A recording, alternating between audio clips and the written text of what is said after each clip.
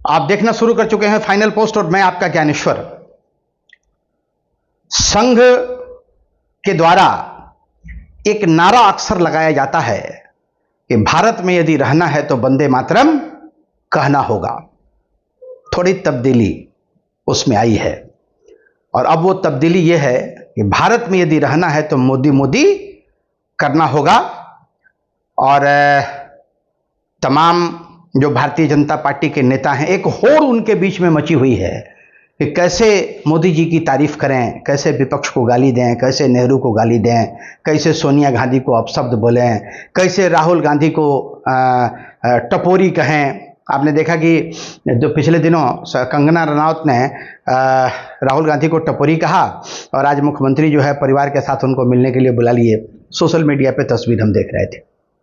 तो अभी एक ये प्रचलन चला हुआ है कि जो जितना एग्रेसिव होगा और जो बिना सर पैर की बात करेगा, जिसको डेवलपमेंट से कोई मतलब नहीं है, जिनको इन चीजों से मतलब नहीं है कि बेरोजगारी बढ़ रही है, जिनको इन चीजों से मतलब नहीं है कि गैस की कीमतें आसमान छू रही हैं ब्लैक में, क्योंकि नॉर्मल गैस तो मिल नहीं रहा है। हालांकि सरकार भले बड़ा बड़ा दावा करे, लेकिन वस्तुतः स्थिति यही है कि गैस की क्राइसिस है। बहुत सारे रेस्टोरेंट्स जो हैं वो बंद हो चुके हैं और जो कुछ बचे हुए हैं वो लकड़ी का सहारा लेके अपनी दुकानदारी चला रहे हैं।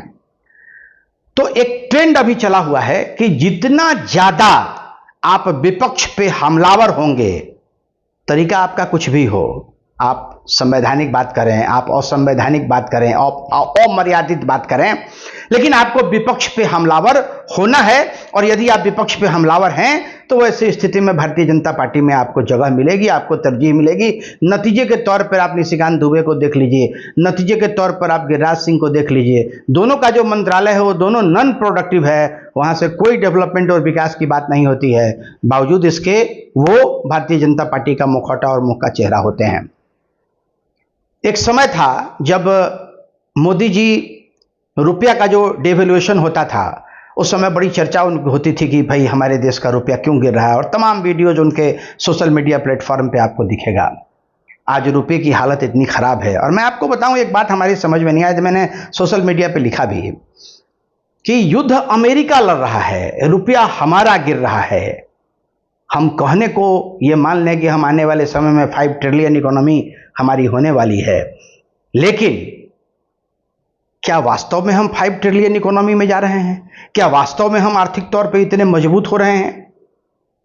मुझे ऐसा प्रतीत नहीं होता है। मैं अर्थशास्त्री नहीं हूं, मैं एक पत्रकार हूं, और पत्रकार होने के नाते जो बातें मेरे समझ में आई, एक बात मुझे समझ में आती है, और इस देश के लोगों को, इस देश के हर नागरिक को भारतीय जनता पार्टी के नेताओं से एक प्रश्न जरूर पूछना चाहिए कि 2019 के चुनाव के बाद किन परिस्थितियों में अमेरिका के दबाव में आके आपने ईरान के साथ अपना तेल मंगाने का डील कैंसिल किया, जबकि 12% सस्ता तेल ईरान से हमको मिल रहा था।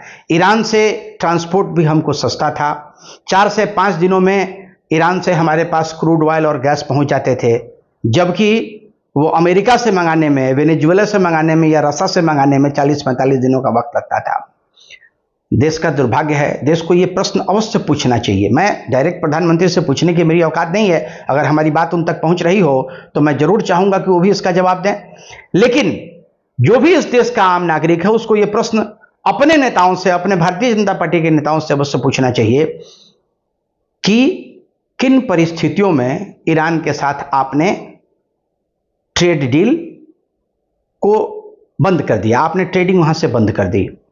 जबकि 57 मुस्लिम राज्यों में जब कश्मीर का मुद्दा उठा था तो ईरान अकेला ऐसा देश था जिसने कश्मीर के मुद्दे पे भारत का समर्थन किया था कि नहीं, कश्मीर भारत का अभिन्न अंग है। और इतने पुराने साथी, रसिया के साथ हमारे रिश्ते बहुत अच्छे। आज अमेरिका का राष्ट्रपति हमको ये मतलब अमेरिका का राष्ट्रपति हमसे, अमेरिका के राष्ट्रपति से हमको पूछना पड़ता है। हम पूछते हैं उससे कि भाई हम वहाँ से तेल मंगावे नहीं, अमेरिका हमको परमिशन देता है। India is Motherland, Israel is fatherland, तमाम तरह की चीज़ें। मोदी जी 2014 के मोदी में और आज 2026 के मोदी में जमीन और आसमान का फर्क दिखता है। जो दिखता था वो है नहीं, और आने वाले समय में क्या होगा, किस करवट चीजें बैठेंगी, यह सब तो समय के गर्भ में है। लेकिन एक बात तय है कि आने वाला जो वक्त है वह हिंदुस्तान के मध्यम वर्गीय परिवार के लिए बहुत ही नुकसान का समय आने वाला है। महंगाई बढ़ेगी, ट्रांसपोर्ट हमारा महंगा होगा, गैस और पेट्रोल की कीमतें बढ़ेंगी, आम आदमी परेशान होगा। देखते हैं सरकार आम आदमी के लिए क्या उपाय करती है। देखते रहिए फाइनल पोस्ट। बहुत बहुत धन्यवाद।